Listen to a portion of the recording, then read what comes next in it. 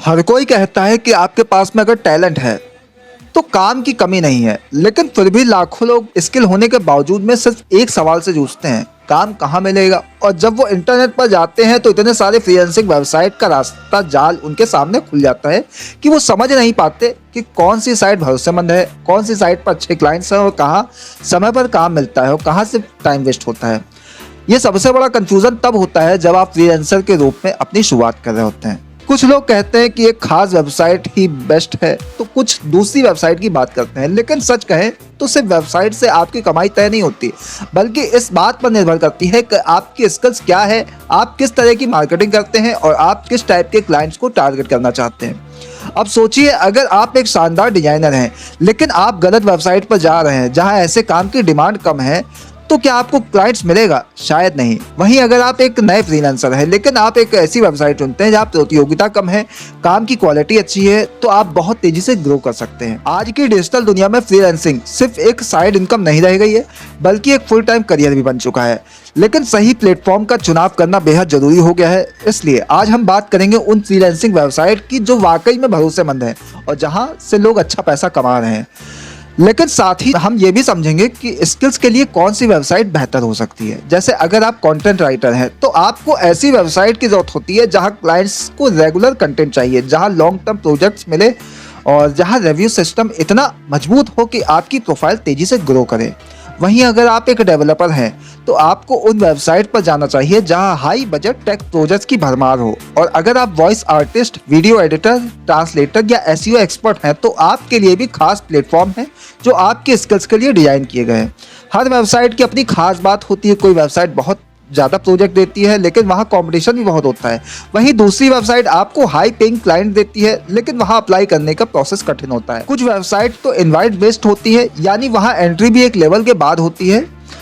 अब सवाल यह है कि आप कहाँ फिट बैठते हैं। शुरुआती फ्रीलांसर के लिए ये जानना बहुत ज़रूरी होता है कि शुरुआत कहाँ से करें। अगर आप सिर्फ सबसे बड़ी वेबसाइट की भीड़ में चले गए तो शायद आपको महीनों तक कोई काम ना मिले और आप थक के हार के ये सोचें कि फ्रीलांसिंग तो बस एक छलावा है।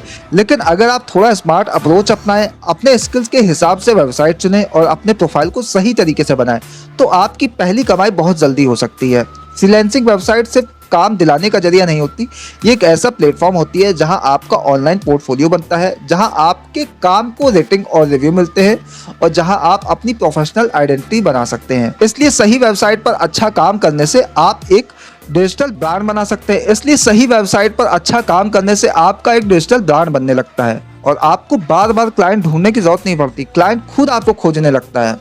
अब सवाल यह है कि इन वेबसाइट को ज्वाइन कैसे किया जाए। ज़्यादातर वेबसाइट पर एक ही प्रोफाइल बनती है जहां आपको अपनी स्किल्स, अनुभव और काम के सैंपल दिखाने होते हैं। कुछ वेबसाइट पर आपको स्किल टेस्ट देना पड़ता है, जबकि कुछ पर आपको अपनी सर्विस पैकेज के रूप में बेच सकते हैं। कुछ साइट्स ओवरली प्रोजेक्ट पर फोकस करती हैं तो कुछ फिक्स प्राइस मॉडल पर। आपको ये समझना जरूरी है कि आप किस टाइप के क्लाइंट को टारगेट करना चाहते हैं। एक और बड़ी बात ये होती है कि हर वेबसाइट पर सफलता के लिए कंसिस्टेंसी चाहिए। आपको बार बार अप्लाई करना होता है, अपने प्रोफाइल को अपडेट रखना होता है, क्लाइंट्स के साथ में कम्युनिकेशन स्ट्रॉन्ग रखना होता है और डेडलाइंस पर काम डिलीवर करना होता है। एक अच्छा रिव्यू आपको नई ऊंचाइयों तक पहुंचा सकता है और एक गलत फीडबैक आपकी ग्रोथ रोक सकता है। यह भी जानना जरूरी है कि कौन सी साइट फ्री है और कौन सी वेबसाइट आपसे कमीशन लेती है। कई वेबसाइट जॉब मिलने के बाद में आपकी इनकम से कुछ प्रतिशत काट लेती हैं, तो कुछ साइट्स आपसे मंथली सब्सक्रिप्शन मांगती हैं। यहाँ भी आपको देखना होता है कि आपके लिए कॉस्ट बेनिफिट रेशियो कितना है। आज की तारीख में कई लोग सिर्फ फ्रीलांसर वेबसाइट से 6 से 7 अंकों की इनकम बना रहे हैं। वो ना सिर्फ अपना टाइम मैनेज कर पाते हैं बल्कि अपनी पसंद की लोकेशन पर काम करते हैं, अपने क्लाइंट्स खुद चुनते हैं और अपने स्किल्स को लगातार अपडेट कर रहे होते हैं।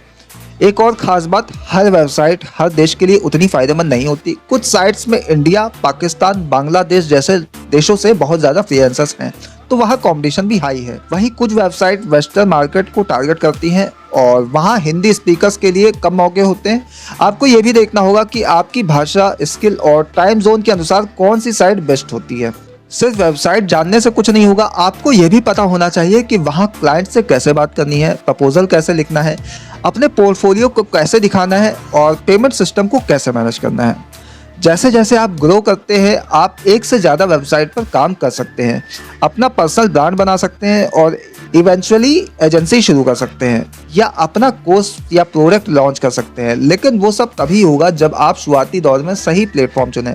तो अब आपसे एक सवाल है, आपने कौन सी फ्रीलांसिंग वेबसाइट को आजमाया है और आपका अनुभव कैसा रहा, या फिर आप किस वेबसाइट से अपनी फ्रीलांसिंग जर्नी शुरू करना चाहते हैं? नीचे कमेंट में जरूर बताएं, शायद आपका जवाब किसी और को फ्रीलांसर का रास्ता दिखा दे।